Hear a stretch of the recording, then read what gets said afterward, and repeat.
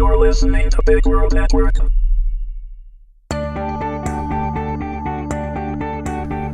Accidental Passion, Episode 11, Different Sides of the Bed, read by Meagan Hedin. Warning! Although there is no material subject matter within that couldn't be found in any general bookstore with no age constraint, this series is rated 18 and contains adult situations and content. It is intended for mature audiences only and should not be read if you are uncomfortable with graphic sexual intimacy.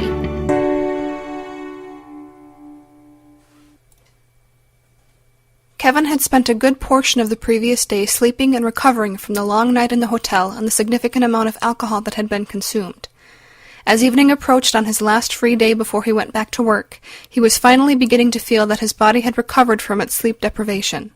Having one more good night's sleep would certainly get him back in shape to face the week after traveling and the strange evening he'd shared with his friend. Climbing under the covers as Kim flitted about getting ready for bed as well, Kevin glanced in her direction, and for the first time in a long while, noticed and admired her shape as she undressed. Maybe it was a feeling of guilt for his actions, or at least a need to compensate for his actions and hide his infidelity, that made him want to give her some attention. He knew it wasn't regret he was feeling, and although the realization that he and his friend had shared a prostitute in what he would have previously considered the bad kind of threesome, he found his mind returning to the images of the evening with pleasant reflection. After Kim settled into bed, the sense of guilt, or at least the desire to conceal his morality from her, motivated him to strike up a conversation, albeit unsuccessfully. Had she known he had been up to something? Unlikely, but she seemed extremely detached. This in itself left him with even more of a desire to connect with her and reduce any chance of her becoming suspicious of his actions. After she turned off her end-table light, she laid back on her side facing away from him. Still feeling slight guilt, Kevin slid over and turned to his side spooning Kim, and draped his arm over her as he lightly ground himself into her while simultaneously growing erect. He was undressed, but she was in panties and a nightshirt, and the coolness of her panties and shirt felt nice against his warm body, causing him to pull her even tighter into him.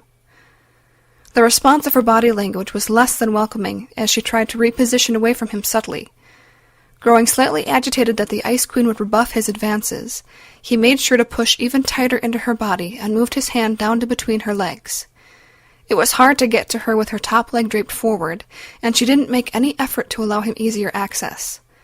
This completely changed his mindset, and, despite being ambivalent to her moments ago, only wanting to secure his appearance of a loving husband, he now wanted to have her, and the more she rebuffed him, the greater his need became.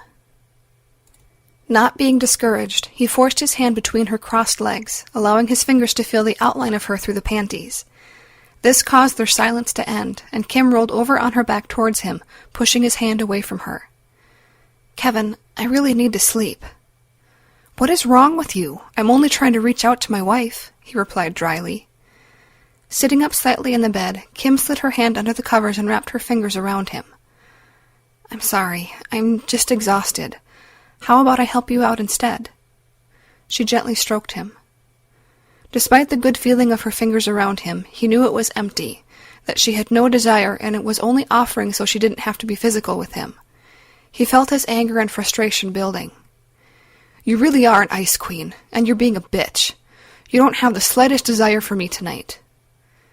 He felt her jerk her hand away from his cock. He knew immediately that he had gone too far, and now there was no chance of him getting laid. But at least he would make her aware of how she was acting. "You've got to be kidding, Kevin. You haven't paid me the slightest bit of attention in weeks and have showed no desire or attraction for me. Now all of a sudden you're horny and get pissed off that I don't want to just spread my legs for you?" Kevin was done being around her. Ripping the covers off of himself, he stood up, grabbed his pillow, lifted his robe off the back of a chair, and stormed out the door carrying both in his hand. He would go to sleep on the couch, and then she would regret her refusal of him and remember what she was missing. If she didn't know how to treat him, she deserved to be lonely without him. As he stomped down the stairs to the living room, his erection becoming soft, he became even more upset. He would be much happier taking care of himself than making love with her. She didn't appreciate anything. He provided for her. He had given her their boys that she loved so dearly. She would be lonely and single if he ever left her. One night on the couch and her attitude would change. Of that, Kevin was certain.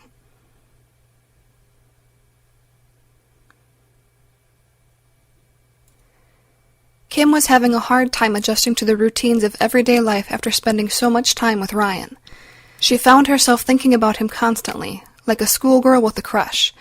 But she knew it was much deeper than that, and noticed that when she had a thought or something happened, she found herself wanting to share it with him. It was difficult to not be able to do so easily share her feelings and thoughts, as they had done with each other the last few days. Now she found herself with only Kevin, feeling like a stranger in her own bed. She was thankful that she didn't have to worry about Rick for the time being, since everyone assured her that if he tried to get back into the country, he would be immediately arrested. No one had seen or heard from him either, not since Woods had run over him with the powered cart. Now all she wanted to do was close her eyes and sleep, and after turning out the light on her end table and rolling over onto her side, she did just that, desiring nothing more than to drift off to thoughts of Ryan. But it was not to be. She felt Kevin shifting his weight in the bed and rolling towards her. He molded himself behind her, head to head, toe to toe, facing the same direction on his side. She was repulsed when she realized he was hard as he gently ground into her and draped his arm over her. She tried to be subtle and adjust herself away, not wanting to feel his body next to hers as she fell asleep, let alone his hard cock pressing into her. As she repositioned, he managed to wedge against her even tighter, leaving her at the very edge of the bed, and felt him trying to find her between her legs. While she tried to prevent him access without appearing to, he continued to force his hand until he was pressing against her, failing to give her any pleasure whatsoever with his heavy-handed touch, not to mention her total lack of interest. As Kevin expressed his disappointment, she silently sighed, exhausted, and rolled over sitting up. She reached under the covers and grabbed his cock, trying to show that she cared, despite being so tired and not in the mood. She didn't really want to waste the 10 minutes it would take to pleasure him with her hand, and the thought repulsed her, but if it caused him to roll over and go to sleep, leaving her alone, it was a small price to pay. But instead, they'd had their exchange of words, and she couldn't help but think how childish he really was as he pouted, ripping the covers off of himself, and landed with his feet hard on the bedroom floor as he grabbed his pillow and plodded to the chair to lift his robe. Despite the heated moment, it took all she had not to laugh at him, stomping like a child, holding his pillow with his hard cock bobbing up and down with each step, and his face red with anger. As he slammed the door shut and she heard him clomping down the stairs, she rolled back onto her side and closed her eyes, drifting off to the sleep she had wanted and thankful to have the bed to herself.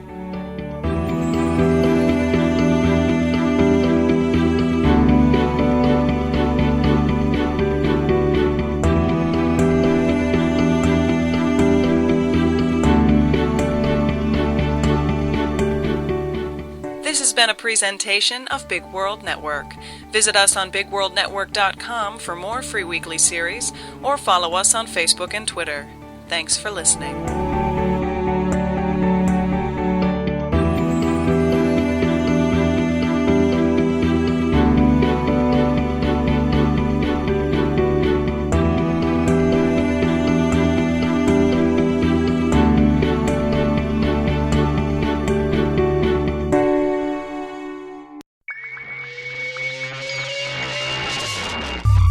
You're listening to Big World Network.